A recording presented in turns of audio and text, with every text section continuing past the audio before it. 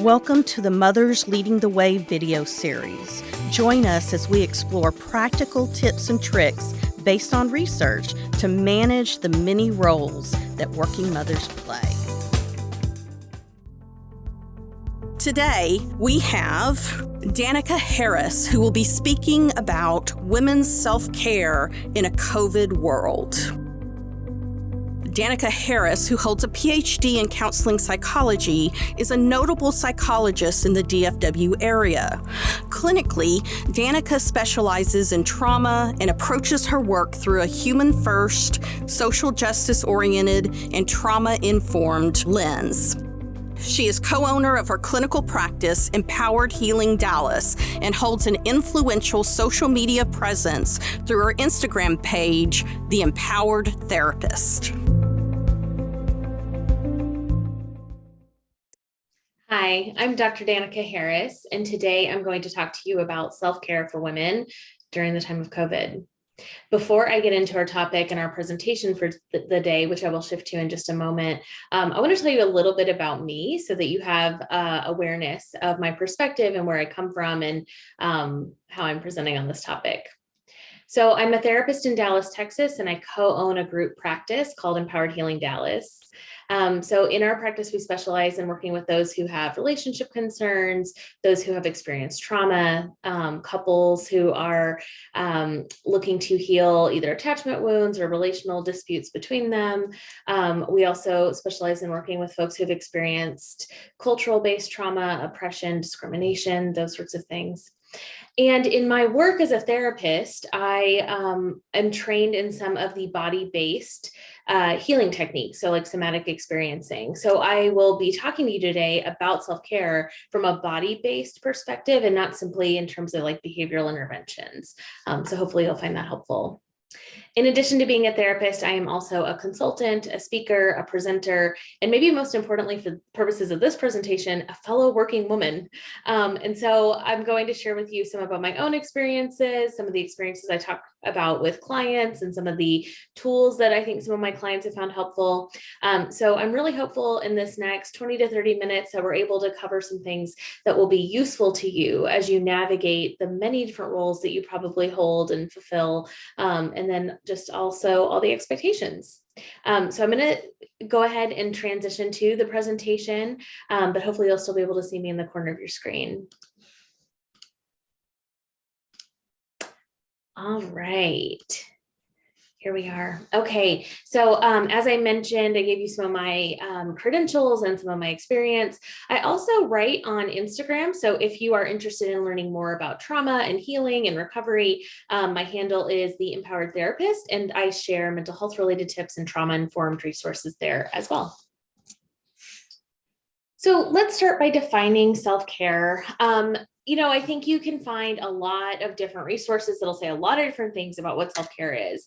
And I think, there's a lot of attention in the media right now and on social media in particular, describing what self-care is and how important it is. And I'm going to talk about self-care from maybe a slightly different perspective than how it's typically shared about in the media.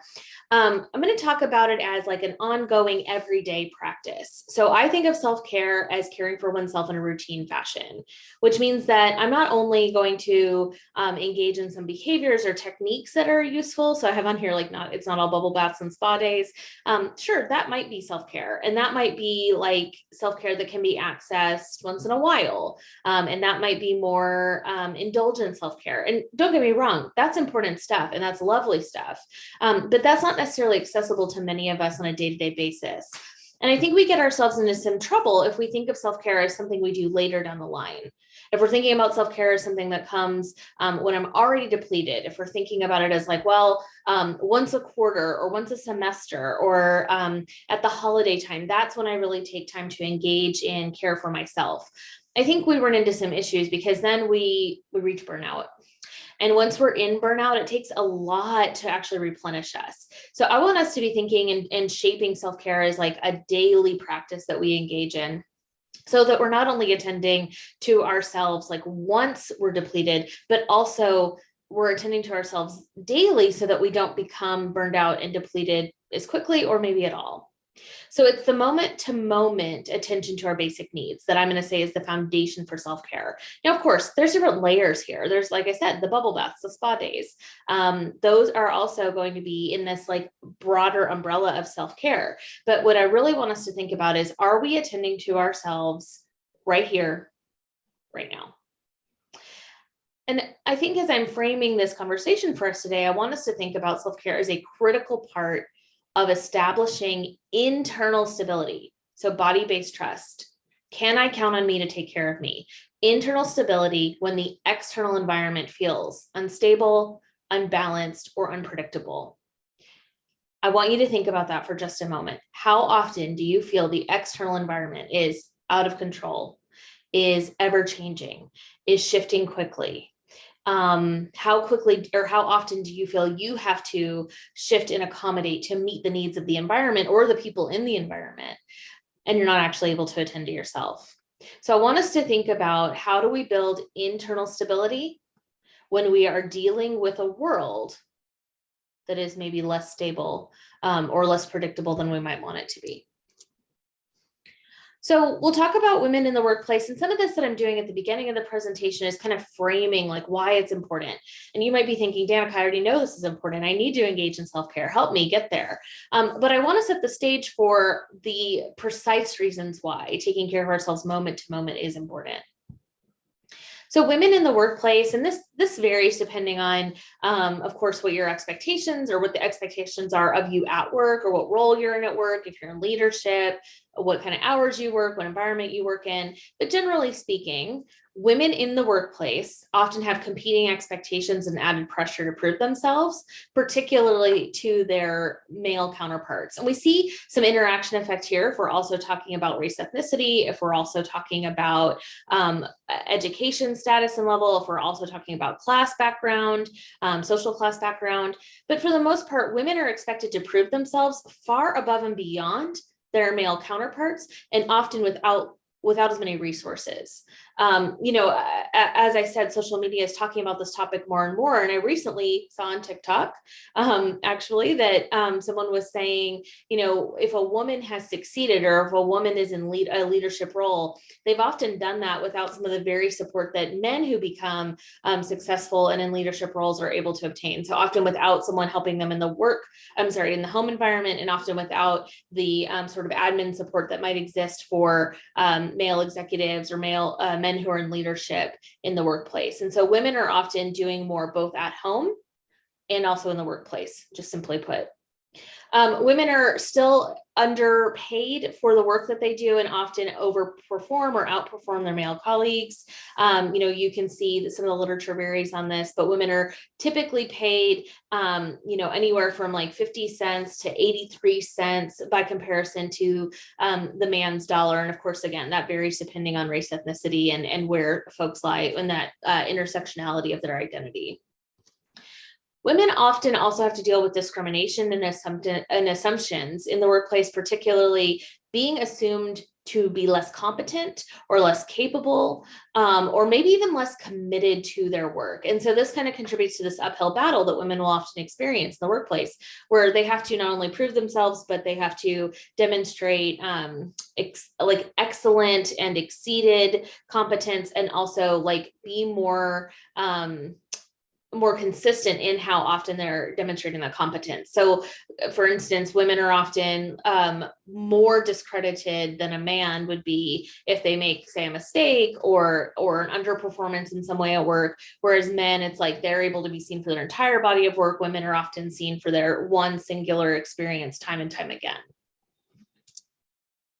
So building on top of this, often women have to choose their battles more wisely than their male peers, which often means they're silenced, or that they are not able to assert themselves in quite the same way that they might if they were in like a predominantly women-oriented environment, or if they were men. There's also a socialization factor here. So women are taught to behave in a more meek fashion or a more submissive fashion or a more passive fashion. And we see that to be fairly consistent in the literature in terms of how women show up, the roles that they go out for, the jobs they apply for, the way they use language, those sorts of things. And then if a woman is counter to socializations, counter to general socialization, where it's that women are quieter, men get to take up space, then they are often seen in a very negative light. They're often derogatory language is often used to describe them. They are often kind of like pushed aside and treated as if their assertiveness is actually aggressiveness. So women also have to cope with role strain and role transitions, meaning, so for those of you that are working mothers, you probably know this, and I'm not a mother, I'll acknowledge that on the forefront. But I know for working moms, we're not only talking about the roles that they have to fill at work and in the work environment, but also the roles that they fill at home. So I kind of think of working women as being at their job all day long and then coming home to a second job or maybe a more comprehensive job that they're never actually able to be off from. So women being on the clock really 24 hours a day with the expectations that are often on them both at work and at home. Sometimes their roles may even feel at odds. And I think that makes a lot of sense, right? Like work will have an environment or an expectation for you, and the expectations at home will look a little bit different. And sometimes it's like, well, I need to show up at home, but that conflicts with what my expectations are at work and vice versa. Women often feel a lot of pressure from those around them to choose. So which is it? Do you want to excel at work, or do you want to be a quote unquote good mom? And I think that is pressure that is unlike pressure that men tend to experience. Whereas like they're seen as like being able to be good at work, and the expectation isn't on them to be a quote unquote good dad. Or if the expectation to be a good dad is there, it looks different than the expectations that would be on a mom. And then, mom guilt. So I'm not doing enough. I'm not available enough for my kids. If work gets in the way of me being able to go to a kid's performance or help with homework or be available when they get home from school, moms are more likely to carry that guilt than dads. All right, so we're just layering on here. Now the impact of COVID. So what we see is depression, anxiety, suicidality, loneliness, and fear have all been exacerbated since the beginning of the pandemic. And some of that has to do with people's just health-related concerns, loss, so like grieving someone who has become very ill or who has died due to COVID, not being able to access their social systems in the same way. So that would lead to the increase in like loneliness, depression, those sorts of things. So we just see that the transition that we've gone through in the last couple of years has really impacted mental health outcomes. And we're seeing just far greater rates of mental health concerns than we have in a really long time. Another concerning factor here is that abuse and harm has increased. So intimate partner violence or domestic violence has increased. And we know at those rates, women and children tend to be most affected. The work from home expectations. Oh my goodness. So let's talk about that for a moment. The expectation to both, so if you had an opportunity to work from home, I'm going to say opportunity, but then also the expectation that you would perform working from home in the same way you did when you were in the office. So in the office, we did not have home distractions. We did not have the home expectations following us in quite the same way when we were in a physical space. So if you've been expected to continue to work from home, in some ways that might be a benefit. Oh, I'm more available. I don't have to risk getting sick in quite the same way. I don't have to risk exposure in quite the same way. Maybe there's been some reduction in workload around like not having to commute or not having to dress in a particular fashion. And yet that comes with different expectations. That comes with different consequences.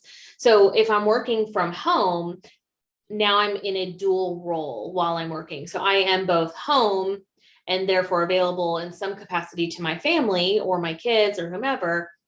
And simultaneously, I'm expected to keep up with the exact same workload. And we really saw this early in the pandemic, especially there. It just seemed like lots and lots of employers were expecting people to continue to perform at the same rate. Well, we're literally all experiencing a global trauma at the same time. Maybe there's been some alleviation in some companies related to that as the impact of COVID has continued. And maybe you're still in a position where you're trying to navigate this dual role all at the same time. I'm both home and I'm also having to work at the exact same time. In addition to just being home and therefore like having to navigate those new circumstances while working, moms often or have tended to experience the greatest increase in child rearing demands, particularly related to remote learning. So maybe you've got kids that are in school or in daycare, and now they've shifted to, well, they can access some of their learning or resources online, but now we're trying to kind of wrangle a 5 or 6-year-old or an 8-year-old to like sit in front of a computer all day, stay on task while we're also working. So just the role strain there, the expectation that you can manage 2 very different roles and tasks at the same time. And so the role strain has really increased for women, particularly working mothers during the pandemic. So just again, kind of following along, like what am I really getting at here? You're saying like, yes, I relate to all this or relate to some of it. So it makes me think about like the necessary implementation of boundaries and how that may have also been more challenging during this time. So you may have felt like you needed more boundaries. Okay, mom's going to go into the office or sit in her room and work for a few hours. I need you to be occupied out there. And that might have been really hard to implement and to reinforce, because here's your child needing you and wanting you and like seeing you physically and thinking, oh, mom's available. And yet you're not actually available in the way that they want you to be. Similarly, the expectations at work, like my expectation is, well, you're on your laptop or you're on your computer. I need you to show up and perform, without the acknowledgement that like, hey, I'm also in my home and there's going to be distractions going on. Others may be asking more from us. So I think, again, some employers were really thinking like, oh, well, now that you are working from home, like the work hours are not the 9 to 5 or the 8 to 5, whatever you were working before, but this expectation that you'd be maybe available through technology into the evening or early in the morning or whatever. I already spoke a little bit about the physical boundaries not being existent, but I think that really acknowledging that setting and creating physical boundaries when everyone is present in the same space can be really challenging. And there might need to be like a different way to approach boundary setting with your family if you're also working from home. Likewise, if all this time you've been having to go into the office or into the environment in which you work, you might feel some stress around like health related boundaries. Like maybe you've been more exposed at times, or just more exposed to people and therefore potentially more exposed to COVID, and therefore having to come home and think about how do I keep people in my life safe and all of those different factors. So again, that's just kind of raised everybody's anxiety kind of collectively. Also, this no separation between work and home. So as I kind of talked about at the beginning, women, or a few moments ago, women having to like go into the office and then come home and work in the home environment as well. So kind of 2 shifts, but they were separated by this different environment. If you've been tasked with working from home, you may notice that like, oh, actually it's both jobs all the time, never ending, and they coincide. They're going on at the exact same time. Okay. Woo! Who needs a break? So let's just pause. I know I've been speaking very quickly. I wanted to get through that information, kind of recap. Hopefully it's even validating, even if you notice there's some distress occurring as you listen to me talk about these things. Maybe it's also validating. Maybe you're hearing yourself in what I'm saying. Maybe you're hearing your experiences. So let's just pause and take a breath and honor what you've been through, and honor what you're continuing to go through, and honor what you will continue to move through going forward as well. So I want you to know that all of you is welcome here, and all of you needs to be welcome with you as well. So now let's get into how do we shift some things? How do we implement more self-care? So I want to say we have to begin by showing up for ourselves. We have to think of self-care as a necessity and not a luxury. This isn't something I do later. This is something I do right now. And self-care is a critical intervention for leadership readiness. If I'm not taking care of myself now, then I'm probably not building towards my goals, my values in the way that I would really want to. Things are not being attended to along the way. And I don't mean tasks. I don't mean chores. I don't mean the achievements that you want to reach and succeed. I'm talking about you. I'm talking about the reflective work that you might want to do or need to do. I'm talking about like looking at yourself more accurately. I'm talking about seeing the ways in which you show up in relationships, the ways you give feedback, the ways you get feedback. We've got to have space for that. And we're not going to have space for that if we are in pressure, go mode, never slow down, never check in all the time. Self-care helps us to build trust within ourselves. So again, I know I can count on me to take care of me.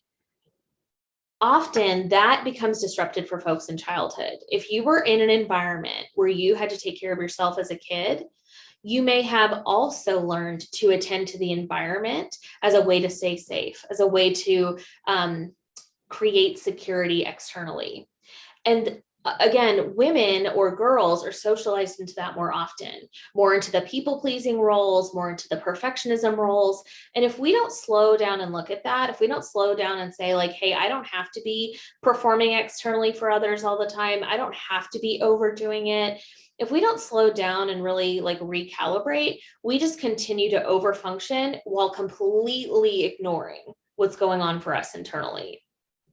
When we engage in self-care, we're more likely to have better physical and mental health outcomes. And primarily that has to do with stress. Am I attending to my stresses as it comes up, or am I waiting until I'm too overwhelmed, too stressed out, and then my body just gives out on me? I mean, I think of myself when I was in graduate school. At the end of every single semester, I would get sick. It was like clockwork. The minute the last final or last paper was done, I would be sick for a week. And it's like my body had just completely given out because I'd pushed it so far, I'd pushed it to its limits. And so then I was like non-functional on my breaks because I would have to spend the time healing and recovering. And I'm guessing that as you listen to this, at least some of you relate to that you often like hold off getting sick, or you'll say things like, well, there's no good time to get sick. And of course that's true. And of course we can't help it if we get sick. We can't help it if our immune system kind of reduces and gives out on us a little bit. But what we can help is attending to ourselves and our well-being on a regular basis so that we're putting ourselves and our immune system and our nervous system and our body in the best state possible to kind of fend off illness. I often think about self-care as the equivalent of putting our oxygen mask on first when we're on an airplane. So they say, put your mask on first so you can help others. So I want you to imagine for yourself, when I engage in self-care, I'm putting on my oxygen mask first.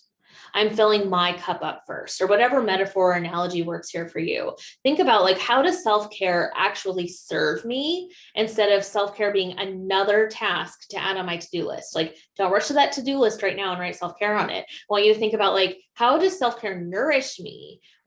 How am I served? How am I best served by engaging in self-care? Not like, okay, I have to add it. Here's another thing I have to do. How does this serve me? Let's begin thinking about it that way. So in terms of a self-care how-to, one of the things I think you can do is you can start with attending to your own capacity. So what does that mean? So when I think about capacity, I think about what does my schedule look like? So as a therapist, one thing that I consider is how many clients can I see in a day before I start to feel less like myself, before my energy really drops to the place where I'm not operating the way I was this morning. So for me, 6 clients is my max. That's my max day, and 5 actually feels better. So when I think about that, I think like, am I my same Danica? Am I the same Danica for session 6 as I am for session 1? And if the answer is no, then what that tells me is that there is something that occurs for me throughout the day as my energy or my capacity begins to diminish or be depleted. So I want you to think about that in terms of what your schedule looks like, and think about like, how are things structured for me? When am I my like most sharp self? So like for me, that's morning. I'm definitely a morning person, and throughout the day I decline. So I scheduled my clients earlier in the day, and I no longer see evening clients. Now, I'm fully aware that I have privilege in that. I own my own business, so I'm able to do that. And many of you are probably not in that position, but you probably have some flexibility in your schedule. Maybe there's a way you can block off when you'll have meetings or when you won't. Or maybe you can request to the team that they shift something in terms of communication. Like maybe everyone sets their away message in the evening so that they don't get message alerts like throughout the night. Or maybe it's a matter of the time you get up in the morning and how much time you get up and spend doing other things before you begin your workday or before you begin your parenting tasks. So it's really thinking about, how is my life structured in a way that serves me or doesn't serve me? And do I notice any patterns or trends? So do I notice that, like, oh gosh, at 2 p.m. I have an energy dip? Okay, that's great information. I would always say to a client, like, there's wisdom in knowing. So we might not like it, but there's wisdom in it. So what does that tell me I need at 2 o'clock? Or maybe what does that tell me I need at 1 or at noon? So that I'm sure that my 2 o'clock dip doesn't look so depleting. So where I just feel like, oh, I can't go on, I can't finish this day. So it's looking at the entirety of our schedule and then zooming in and also looking at the patterns that exist. I'm also going to suggest that you begin the day with a check-in. How am I doing? How do I feel? How do I know what I'm feeling? Can I ask myself, what am I needing right now or today? So every morning when you get up, kind of just checking in, what do I need today? And that can be like something very specific, like I need to pack my lunch, or that could be something like, oh, I just need to take some deep breaths before I begin. So really just kind of sussing out, like, what am I actually needing? And I want you to think about how often you're actually asking yourself that question. So what I'm needing is not a vacation. I mean, you might need that, don't we all? But really, like, what am I needing right here, right now? And, basic needs being met. Am I hydrated? Am I nourished? Am I rested? Am I making sure that, like, all of my basic needs are attended to? Because if our basic needs aren't attended to, oh, we're totally off for the whole day. Now, we're going to have some days where we didn't sleep well, or we got too busy and didn't eat as much as we needed to, or whatever. But we need to make sure that's not becoming the pattern. The pattern needs to be, I take care of myself, and oopsie, there's going to be days where the pattern of taking care of myself doesn't get to play out, but that I observe that as a day I want to do differently, that it's not the norm to not be hydrated. It's not the norm to not be rested. That the norm is I am rested, I am hydrated, I am fed, and then I am in a good position to start my day or to engage in my day. I think we can also begin to consider small shifts. So what can I do to build in check-ins? If you're so out of practice, or if you're just not used to checking in with yourself, you might need to set a timer in your phone. So can I set a timer in my phone to go off once an hour that says, every hour I'm going to stretch?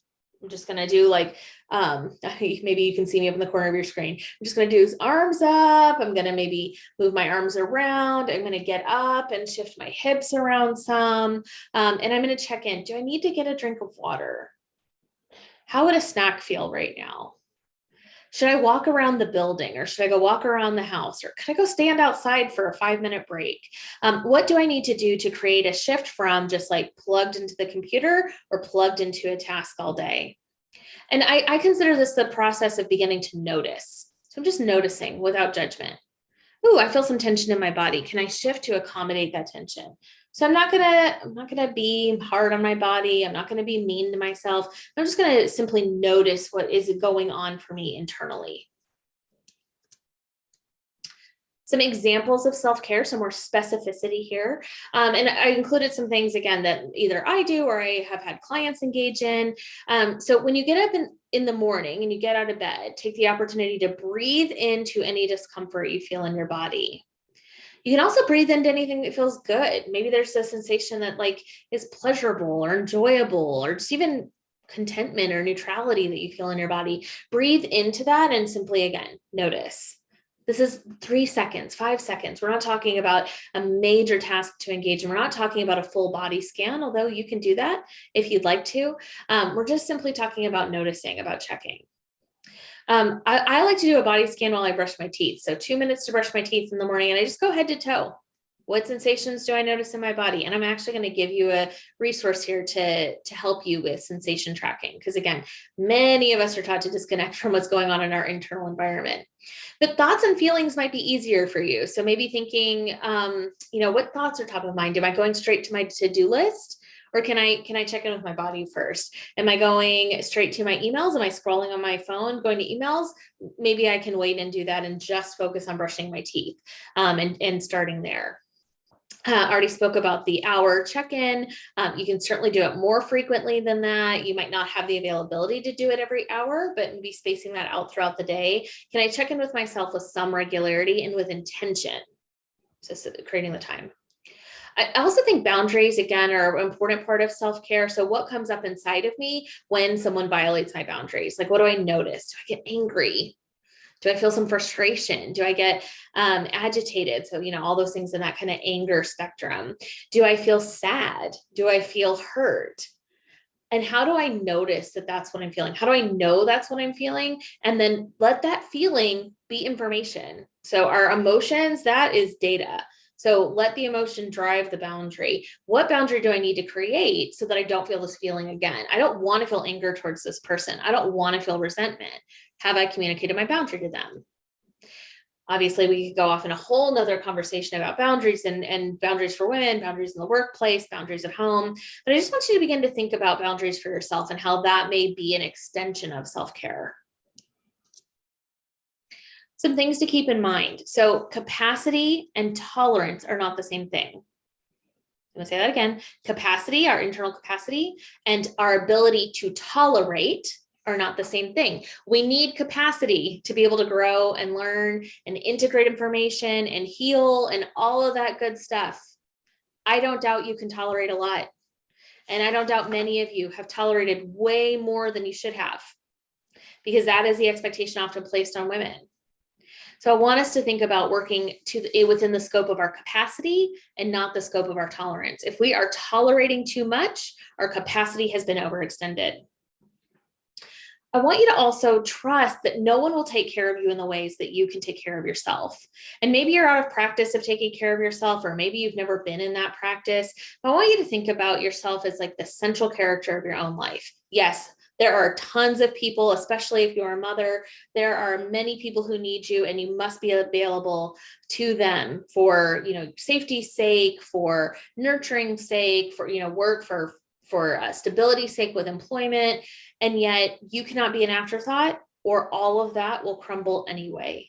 So can I start with me? Can I start with a practice of just like, what do I need? Checking in. Am I nourished? Am I hydrated? What do I need to shift in my day to make this day more functional for me to work again within my capacity? Just as a reminder here, you're necessary. You're entirely necessary. Your well-being is necessary. And can that be an affirmation that you work from? I am necessary. I am necessary. Maybe just try that on and begin to see, can I speak to myself in kinder and gentler ways? And can that be an extension or form of my self-care? When we are able to honor our feelings, our sensations, our wants, our needs, our desires, we're actually going to be more integrated, which guess what? Actually means we're more successful. So I don't want success to be the reason that we're talking about self-care, but I want us to trust the journey, the self-care journey. If I am taking care of myself, better outcomes will come. Better health outcomes, better mental health outcomes, better success, better achievement. And I'm not going to get there without me. So I got to take care of me first. Okay. If we're operating from an integrated place, then we're more likely to be values aligned. And that is really, really important to have a sustainable work environment, to have healthy relationships in our personal life, to have a happy, healthy home life. Being values aligned and integrated is the goal, So I mentioned that I would include this. I want you to begin to consider your internal experience. So you can absolutely pause on this. I want you to look at it. This is an emotion sensation wheel, shared with permission, of course. And I want you to think about the different ways that these feelings might show up in our body. We're often very thought dominant. We live in a logistical, cognitive culture and society. But I want us to also think about the emotional expression and then how those emotions tend to be felt internally. So you can see that outer circle. Those are some of the sensations you may notice as you're beginning to do body scans, as you're beginning to check in with your body. Okay. Action items. Here we go. I'm adding to your to-do list here, but hopefully these are action items that you really want to do and that will really serve you. So I want you to ask yourself, what's one thing I'm willing to do differently to take better care of myself? So think about some of the ideas I gave you in this presentation. Think about, is there anything I can delegate to someone else? Can I give something away? Do I have to hold everything as if it's my own? What's a boundary I need to create or set? And how can I communicate that boundary to others? And then furthermore, like, what can I do if someone crosses it? How can I begin incorporating internal check-ins into my day? So I like the once an hour timer. I think also just, beginning to get in the practice of morning, noon, and night, whichever feels best to you. This is not meant to be a forceful action item list, but this is meant to just be like a gentle encouragement for you to engage with yourself a little bit differently. And then a reflection prompt. So if you're into journaling or if you're into sitting and self-reflecting, what do I stand to gain by engaging in more self-care? And likewise, what am I afraid to lose if I do? If I engage in self-care, what am I really afraid of here? What messages have I been taught about people who engage in self-care? What do I think when I see someone else engaging in self-care? And there's some answers in that for us. If we can really think about our own relationship with ourselves, our relationship with self-care, the thoughts and ideas that come up for us around others who engage in self-care, that usually illuminates for us a lot of what's getting in the way of our self-care practice and implementing self-care. So I just want to say, I hope you take really good care of yourself. And I'm really grateful for you listening to this presentation. And I hope that I gave you some ideas. Here's some contact information for me. Again, I am a therapist in Dallas and co-own a private practice or a group practice where many therapists are providing support. So if you are in Texas, we provide support to the entire state, but then also many of our psychologists are able to see folks across the US as well. We also provide other presentations and things like that. So if, like, boundaries are something that if you're in a leadership position and you can bring a boundaries workshop to your work environment, reach out. We'd love to provide some additional support. So I thank you so, so much for listening. And please know that you are necessary and self-care is important. And I hope you take care of yourself because you deserve it.